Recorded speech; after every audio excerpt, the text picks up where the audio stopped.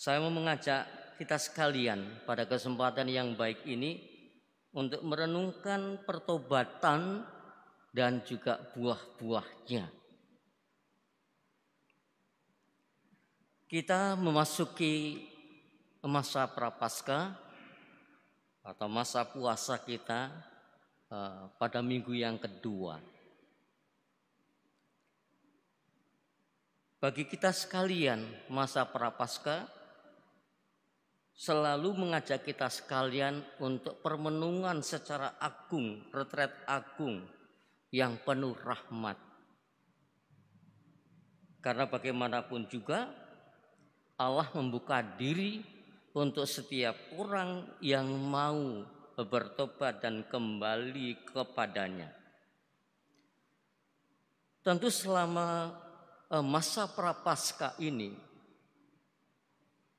istilah yang sungguh dinamis, yang sungguh menjadi perhatian, menjadi fokus kita adalah pertobatan. Metanoia, suatu perubahan yang dinamis, perubahan yang geraknya itu maju, yang arahnya ke depan, arahnya kepada Allah yang menyongsong kita, yang hadir di tengah-tengah kita. Ketika Yesus itu tampil di hadapan publik, kalau kita membaca dari Injil Markus bab 1 ayat 14-15, Yesus pun menyerukan suatu pertobatan. Yesus mengatakan, kerajaan Allah sudah dekat. Bertobatlah dan percayalah kepada Injil. Sekali lagi Yesus mengatakan, kerajaan Allah sudah dekat. Bertobatlah dan percayalah pada Injil. Yesus mengajak kita sekalian untuk mengadakan suatu metanoia, mengadakan suatu pembaharuan, mengadakan suatu pertobatan, untuk mengarahkan diri kepada Dia yang maha segalanya, maha belas kasih, untuk hadir dan datang kepada kita sekalian. Satu metanoia, satu pertobatan, satu pembaharuan, mungkin ibaratnya kendaraan, ya, ibaratnya kendaraan, hanya sebagai ibarat ya.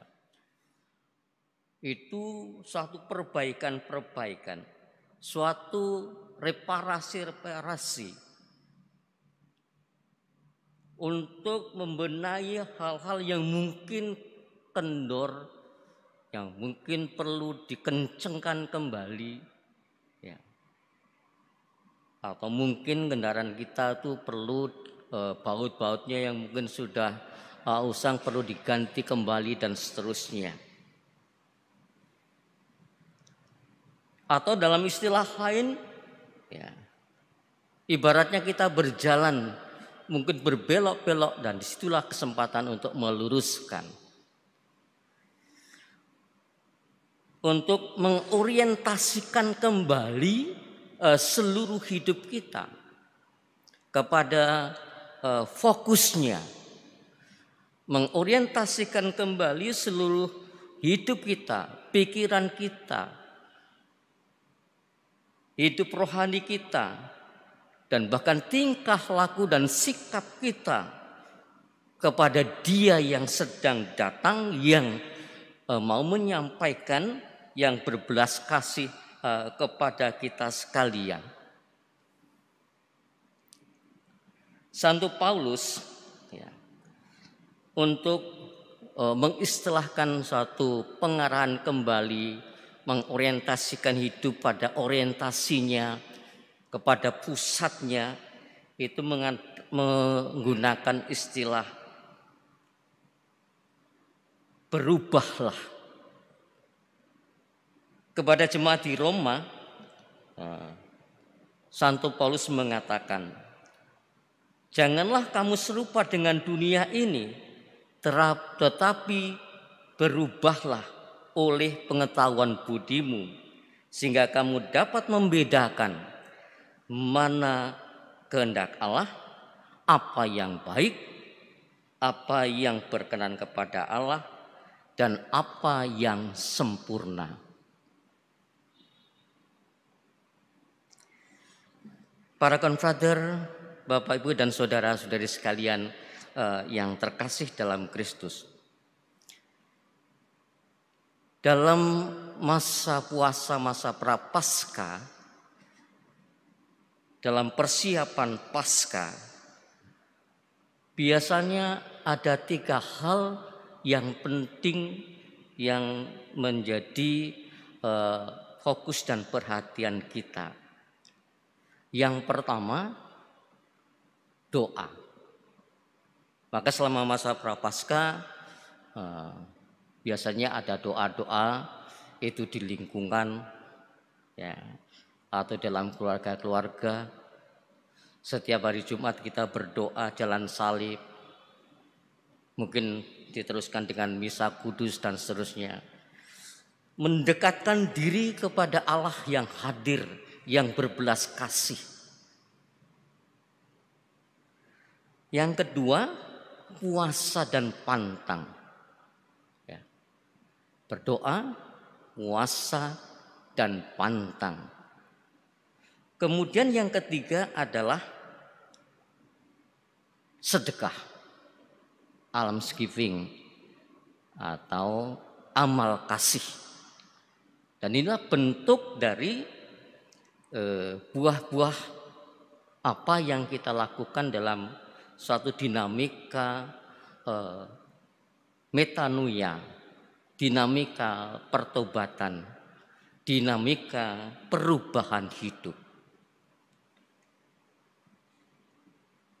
Maka Allah yang sungguh-sungguh melihat apa yang dilakukan oleh umatnya, oleh kita sekalian secara jujur dan secara murni, kita yakin bahwa Allah itu sungguh-sungguh menganugerahkan rahmat dan berkat-Nya kepada kita sekalian. Oleh karena itu, sekali lagi bahwa masa prapaskah ini masa yang penuh rahmat, masa juga yang penuh berkat, di mana ada suatu perjumpaan Allah yang berbelas kasih dan kita sekalian yang mau membarui diri, yang hidup dan mau berjumpa dengan Allah yang di dalam suatu pertobatan itu.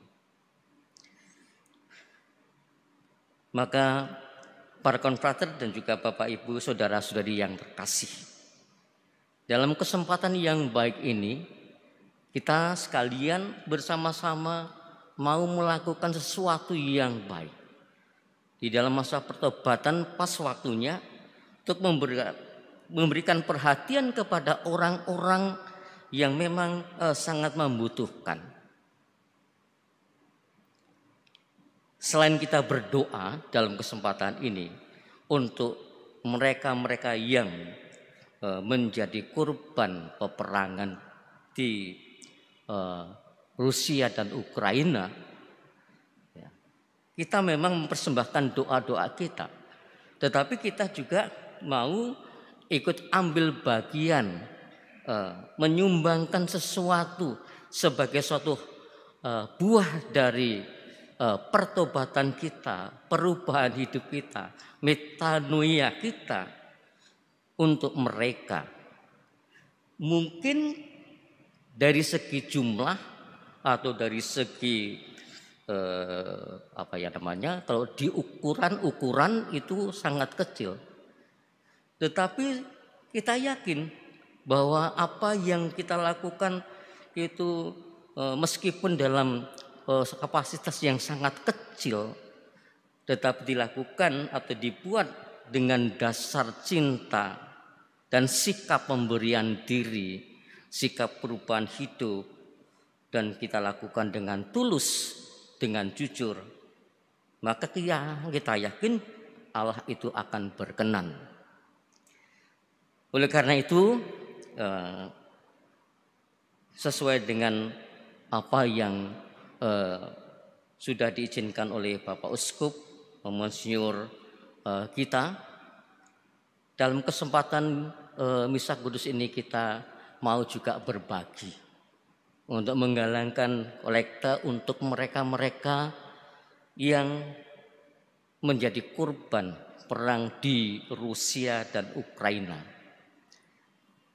Para konfrater SCY Indonesia mau ikut ambil bagian dengan mengundang Anda sekalian dan menggabungkan diri dengan SCY internasional dan akhirnya memberikan perhatian itu untuk disampaikan kepada mereka yang sedang menderita di Rusia dan Ukraina. Ada komunitas SCY yang berkarya di sana dan kita juga berdoa kepada mereka supaya mereka pun tetap bersemangat di dalam mendampingi umat, di dalam juga berkarya dan dalam pelayanan dalam situasi yang tidak begitu mudah. Oleh karena itu, marilah kita bersama-sama kita sampaikan buah-buah pembaruan hidup, pertobatan dan metanoia kita, cinta kasih kita kepada mereka, dan kita juga berdoa bagi mereka.